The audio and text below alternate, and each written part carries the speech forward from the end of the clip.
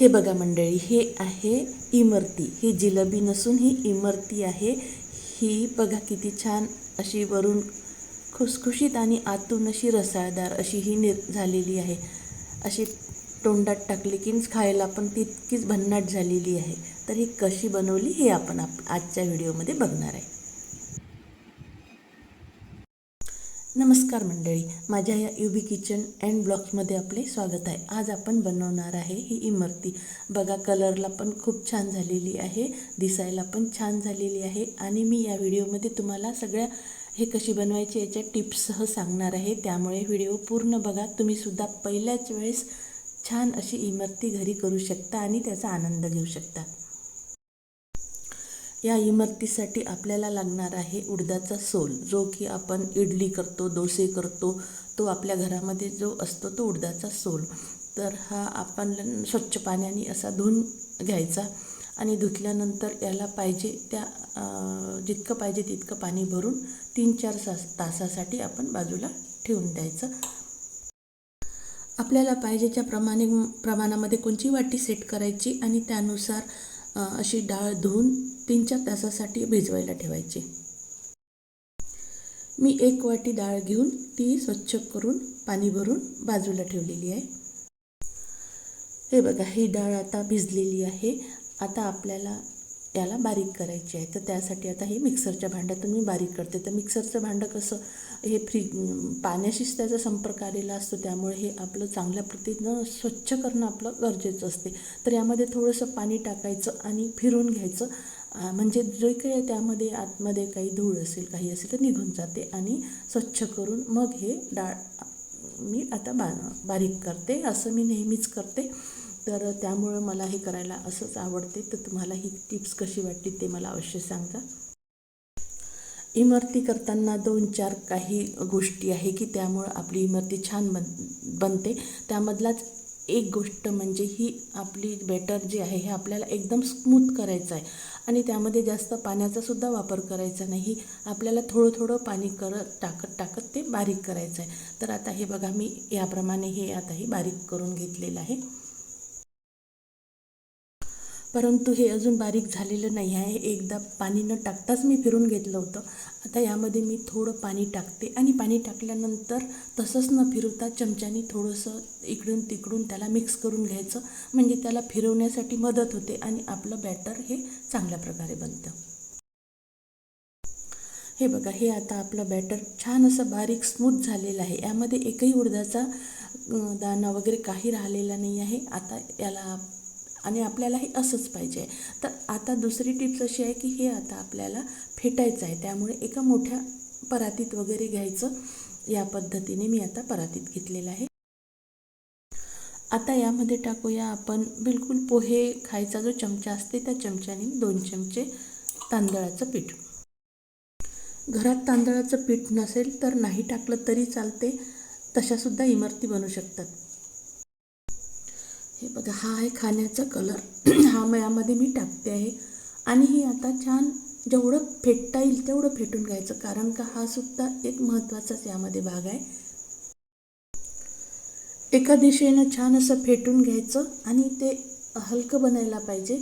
आता ही या पद्धतीनं मी बनवलेलं आहे. आता काय करायचं, आपल्याला हे हलकं कसं झालं आहे हे आपण चेक करूया.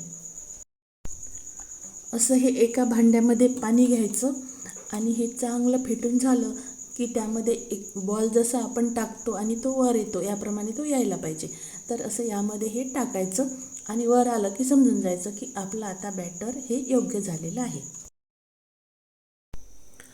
बॅटर आता योग्य झालेलं आहे. आता याला बाजूला ठेवूया आणि आता आपल्याला लागणार आहे चाचणी. तर त्यासाठी चाचणी बनवायला घेते. गॅस ऑन केला, कढई ठेवली. आता यामध्येही मी या ज्या वाटीने जो सोल घेतला होता त्या वाटीने साखर घेतली, तर तेवढी, आणि त्याच्यानंतर आणखी त्याच्या अर्धी अशी मी 1.5 भागामध्ये साखर घेतली आहे. आता यामध्ये टाकूया 1 वाटी पाणी आणि याची चाचणी. तर चाचणी आपल्याला खूप कडक करायची नाही आणि पातळ करायची नाही. आपल्याला अगदी अशी चिपचिपी अशी ही चाचणी करायची आहे. असं हे थोडी घट्ट आली आपल्या सहदासारखी की गॅस बंद करायचा. याप्रमाणे आता मी यामध्ये टाकलेला आहे थोडा रंग आणि विलायची पावडर. मी यामध्ये केशरचे धागे टाकले होते परंतु ते व्हिडिओमध्ये आले नाही.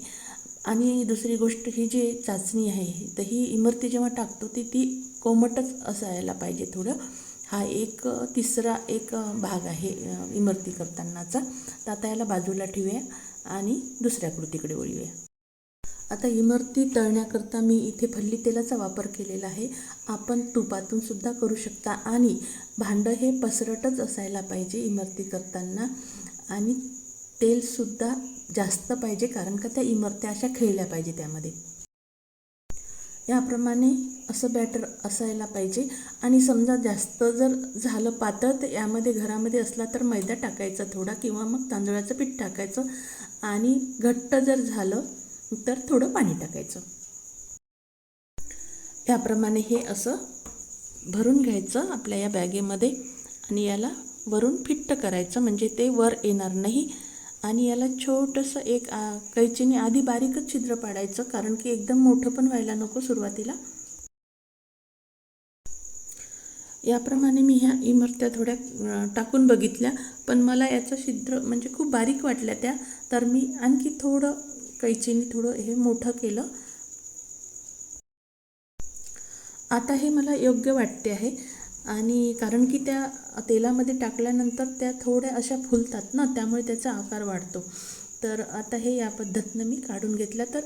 तर मंडळी अशी ही आपण या घाई न करता शांततेनं हे काम करायचं आणि अवश्य छान होणार. थोड्या बारीक जरी असल्या तरी ह्या पण छान झाल्या कुरकुरीत. आता इमरती कधी आपल्याला मधामध्ये वगैरे टाकता येत नाही कारण की आपण सगळे तेवढे हॉटेलवाल्यांसारखं एक्सपर्ट नसतो कारण की आपण नेहमी हे काम करत नाही. तर अशा वेळेला काय करायचं, कधी असं एक बाजूला घ्यायचं या कढईच्या डिकून वर तेलाच्या वर आणि त्यामध्ये इकडे यायचं आणि मग तो गोल करायचा. म्हणजे तो गोल थोडं तिथेच थांबलेला असतो म्हणून आपल्याला ते फुल करायला मदत होते. दुसरी पण करून दाखवते. तर मंडळी हे जे तेल आहे हे नेहमी असं आपण जेव्हा इमरती टाकतो तेव्हा कमी पावरमध्ये ठेवायचं म्हणजे लगेच ते असं फुलणार नाही. आणि आपल्याला त्यामुळं काय होतं की ते फुल करायला मदत मिळते. आणि इमरती करताना फुल स्पीडमध्ये आपला गॅस ठेवून कधीच तळायची नाही. त्याला मंद मिडियममध्येच तळायचं. तेव्हाच ते अशी आतून वरून अशी खुरखुरीत अशी छान तयार होते. आणि आपण आपल्या घरामध्ये असं खूप प्रेमानं आनंदानं करतो असतो, स्वच्छतेच्या वातावरणामध्ये तयार करत असतो. त्यामुळं थोडाफार आकाराची गोष्ट आहे तर कारण की आपण हॉटेलवाल्यासारखं नेहमी करत नाही तर काही हरकत नाही. थोडा आकार जरी इकडे तिकडे झाला तर कारण की चव मात्र तीच राहणार आहे. त्यामुळं करत राहायचं. तर मंडळी इमरती करताना ह्या 4-5 गोष्टी लक्षात ठेवल्या ना का तर आपली इमरती खूप चांगली होणार. जसं की बॅटर एकदम असं बारीक असायला हवं. ते चांगलं फेटून घ्यायचं. नंतर तळण्याकरता खोलगट कढई न वापरता पसरट भांडं वापरायचं. आणि इमरती डुबेल असं तेल टाकायचं, कमी तेल नाही टाकायचं.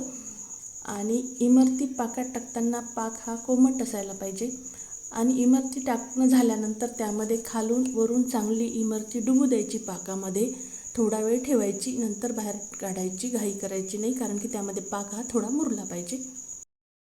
तर मंडळी अशा ह्या इमरती आपण 2 दिवस आधी करू शकतो. तर त्यासाठी काय करायचं, ह्या इमरती पूर्णपणे न तळता थोड्या प्रमाणामध्ये तळून घ्यायच्या आणि फ्रीजमध्ये ठेवायच्या. जेव्हा पाहिजे तेव्हा वेळेवर त्या कुरकुरीत होईपर्यंत तळून पाकात टाकायच्या आणि त्याचा मग आपण आनंद घ्यायचा. तर मंडळी तुमची बनवलेली इमरती कशी झाली ते मला कॉमेंट्समध्ये अवश्य सांगा. आणि तुम्ही माझा व्हिडिओ पूर्णपणे पाहिल्याबद्दल धन्यवाद. माझा व्हिडिओ आवडल्यास लाईक करा, शेअर करा आणि नवीन असाल तर सबस्क्राईब करा.